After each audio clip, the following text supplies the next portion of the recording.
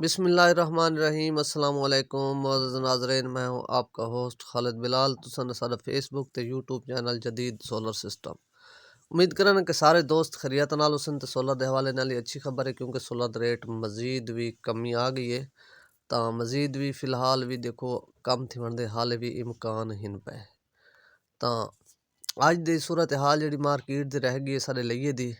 तो कल भी इंशाल्लाह पहले टाइम अपडेट थोको रेट दी करेसूँ। तो असल मसरूफियात की वजह तो रेट अपडेट नहीं कर सकते।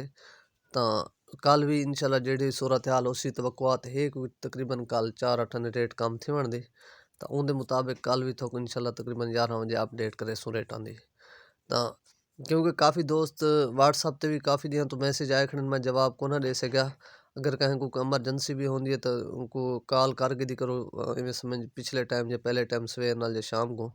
तो कोई ना कोई उनके नाल यानी कि कोई काम या कोई मसला होंगे तो इंशाल्लाह उनकी रहनुमाई थी। वैसे दी जरा काम मसरूफ होने दी जिन्हें कॉल आने कोशिश तो करें रिसीव कराने दी, लेकिन बाज़ औक़ात बंदा रिसीव नहीं कर सकता।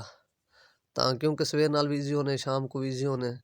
तो इंशाल्लाह मज़ीद भी कोशिश करें पिया कि नेटवर्क मज़ीद जना बेहतर करें है।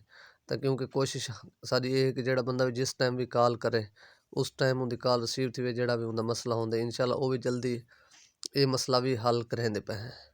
तो फ़ोन इंशाल्लाह इसमें जेरी भी थोड़ी कहीं टाइम भी कॉल आसी इंशाल्लाह उस टाइम उसको जवाब मिलसी। तो जेड़े हवाले नाल भी होसी। तो इनके तो इलावा वाला तो समूचा रेटा के हवाले नाल इंशाल्लाह अज की जी मार्केट की सूरत हाल रहेगी है। लॉन्जी हाइमो 6 50 रुपए 75 पैसे ते अज साढ़े लिए दी पोजीशन रह गई है। इनके तो इलावा बाकी है लॉन्जी हाइमो 5 वो माल सारे लिए आए को नहीं, जिस वेले भी आसन वो अपडेट ज़रूर करे सो। तो बाकी है पिया जिनको एन टाइप उनके भी रेट के कमी आई है।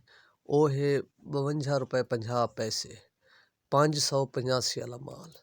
बाकी है जिनको पी टाइप का माल वो भी माल इस टाइम मार्केट है पिया 49 रुपए पर वार्ड। और इस तो इलावा बाकी है कनेडियन का माल। कनेडियन भी एन टाइप की जी पोजीशन है 53 रुपए पर वार्ड। और उस तो इलावा क्योंकि उनका शायद बंदे सोचेंदन के रेट भी होंगे इस टाइम क्यों वो माल ज़रा पोजीशन मार्केट ही ज़रा एन ते वाला माल बिल्कुल फ्री कोई नहीं आता पिया। तो वो भी माल तकरीबन जिस वेले फ्री माल आसी इंशाल्लाह उनका रेट भी डाउन थी वैसी। नवे माल उनके भी आवन वाले जेरे वेले भी आए तकरीबन रेट उनका भी डाउन आसी।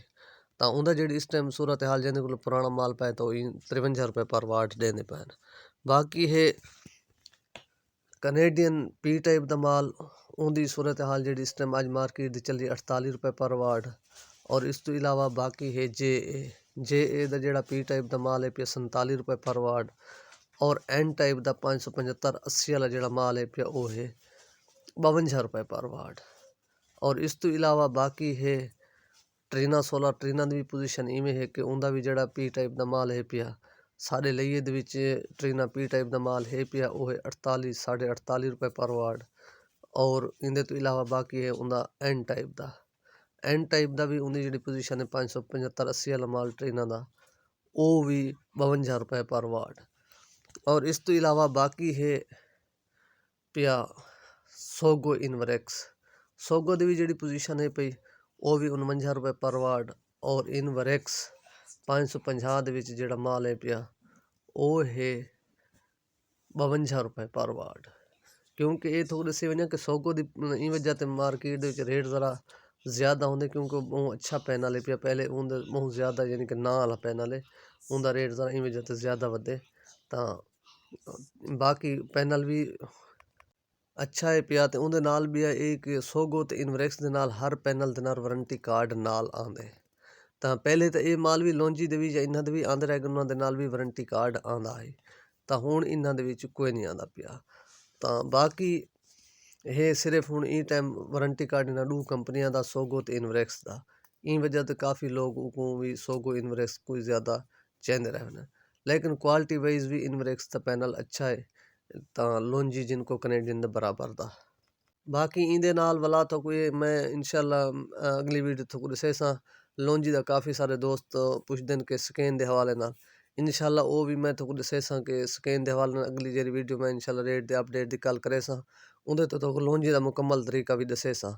तो इवें इस तरह सब जो तरीके स्कैन थी इंशाल्लाह मज़ीद भी जोड़े ना हर कंपनी दा मैं हर वीडियो दे विच कोशिश करे सन तोकू दस्से सां ਜਿਹੜੀ ਚੀਜ਼ ਜਿੱਥੋਂ वञ के ਸਕੈਨ थींदी है। ਤਾਂ ਬਾਕੀ ਇਹਦੇ ਨਾਲ ਆਪਣਾ ਖਿਆਲ ਕਰੇ ਸੋ, ਦੁਆਵਾਂ ਦੇ ਨਾਲ ਯਾਦ ਰੱਖੇ ਸੋ। ਅੱਲਾ ਹਾਫਿਜ਼।